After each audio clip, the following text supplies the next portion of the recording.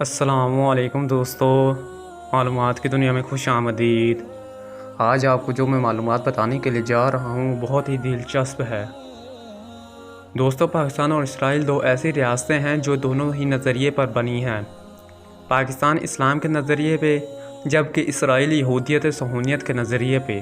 یہ دونوں نظریات ایک دوسرے کا الٹ ہے اور ان کا ٹکراؤ ہمیشہ ہر دور میں رہا ہے۔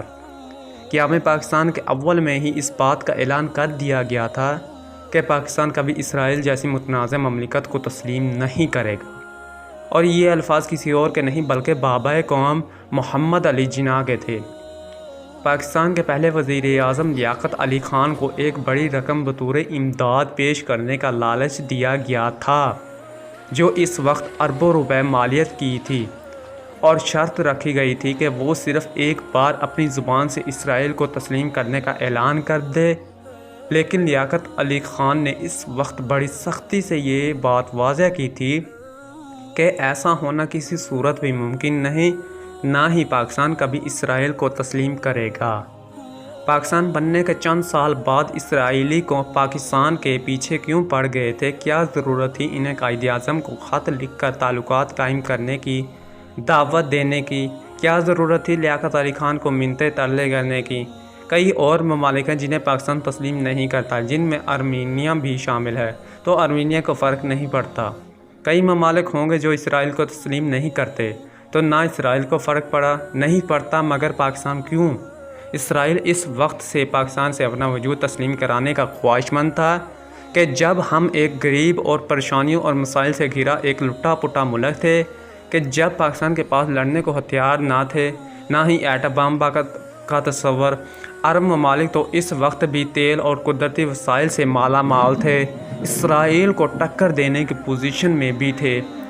اسرائیل نے کمال چالاکی سے عرب حکمرانوں میں عیاشی اور فحاشی کا ایسا زہر سرایت کیا کہ وہ اسرائیل کے خلاف بولنا بھی بکواس سمجھنے لگے۔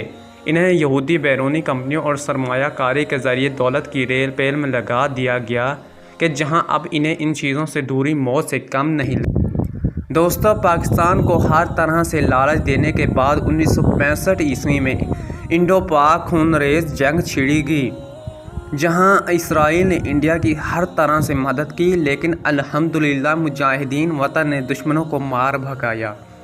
اسرائیل نے ہر فارم پر خاموشی سے ہی لیکن پاکستان کی مخالفت کی۔ موساد کے ایجنٹس انڈیا را کے ساتھ مشترکہ طور پر ہم پر مسلط کر دیا گیا۔ جمہوریت کے ٹھیکیداروں جمہوروں کو خریدنے میں لگ گئے۔ ہمارے ملک کے غدار سیاستدان تو شاید دہائیاں پہلے اسرائیل مال کے لیے اپنا ملک و دھرم بیچ دیتے، لیکن اس قوم کی طرف سے آنے والے رد عمل اور پاک فوج کی طرف سے سخت مخالفت کا ڈر ہمیشہ انہیں اس اقدام سے روکتا رہا۔ ہمارے سیاستدانوں نے ملک کو اسرائیل اور اس کے دجالی ارادوں کا محتاج کرنے میں کوئی کسر باقی نہ رکھی۔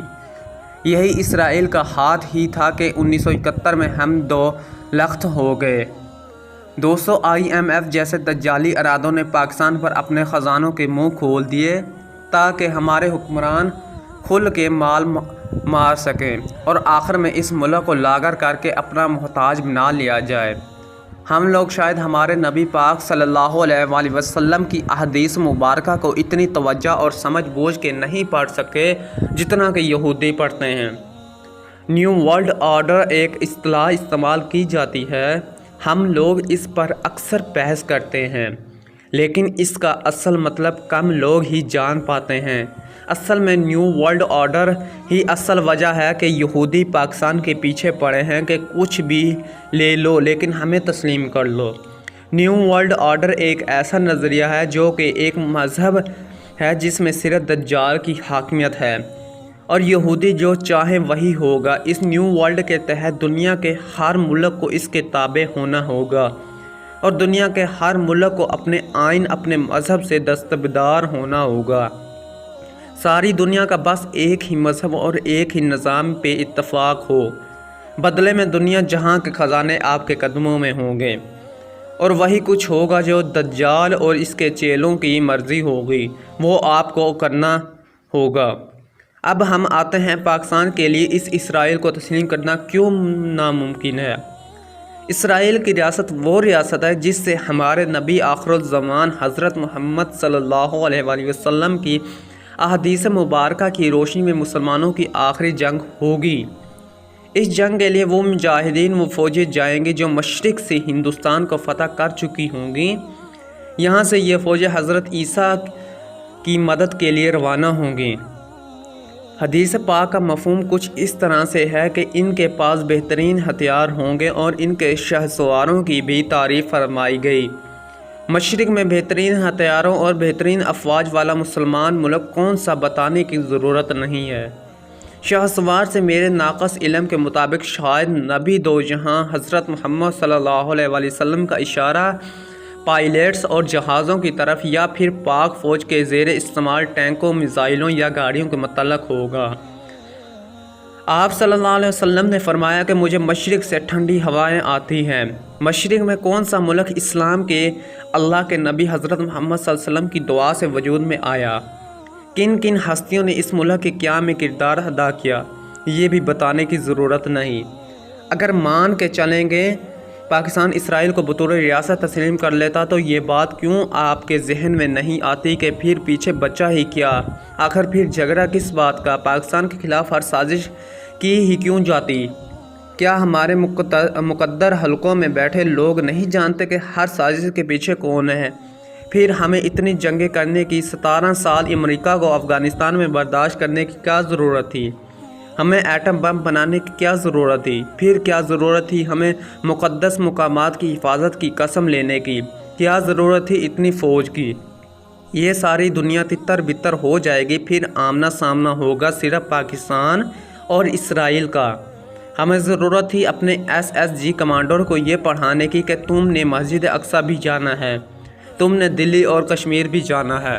خدا کی قسم کھا کے کہہ رہا ہوں، آج اسرائیل کو تسلیم کرنے کا اعلان کر دو، اگلے 5 منٹ میں پاکستان کے خلاف ہونے والی کسی سازش کا نام و نشان تک نہیں ہوگا۔ دنیا کی ہر نعمت پاکستانیوں کو قدمے میں ہوگی، کیونکہ اسلام سے آپ دستبردار ہو چکے ہوں گے۔ تو کسی بات کا جھگڑا، دجال کا راستہ صاف، نہ جھگڑا نہ کچھ، بس دنیا میں موجود آپ کے مخالفین آپ پہ شیر و شکر ہوں گے۔ کیا ایسا ہو سکتا ہے؟ اگر اسرائیل کو تسلیم کرنا ہوتا تو اتنا میدان کبھی نہ سجتا۔ میں اپنی گردن پیش کروں گا آپ لوگوں کے ہاتھوں میں اگر تا قیامت پاکستان نے اسرائیل کو تسلیم کر لیا۔